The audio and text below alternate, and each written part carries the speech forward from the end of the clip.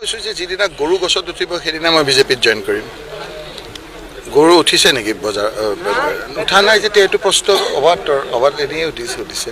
প্ৰণৱ মুখাৰ্জী যে ৰাষ্ট্ৰপতি হৈছিল তেওঁ কংগ্ৰেছ ত্যাগ কৰিছিলে, কিন্তু পিছত তেওঁ কংগ্ৰেছলৈ উভতি আহিবলগীয়া হ'ল। কংগ্ৰেছ কিন্তু কংগ্ৰেছ হৈ থাকিলে, ঘাট প্ৰতিঘাত থাকেই।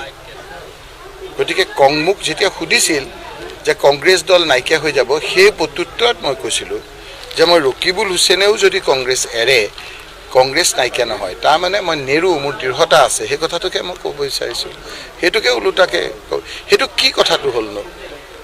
এতিয়া কংগ্ৰেছত 5টা, মই কৈছোঁ যে বিজেপিৰ যেতিয়া 5জন বিধায়ক আছিল তেতিয়া ৰাইজে কংগ্ৰেছক বেয়া পাইছিল। কংগ্ৰেছক বেয়া পোৱাৰ পিছত ৰাইজে সিদ্ধান্ত লৈছিল যে আমি বিজেপিক চৰকাৰ কৰিবলৈ দিম। এই 5টা বিজেপিৰ বিধায়কৰ পৰা 60টা হ'ল।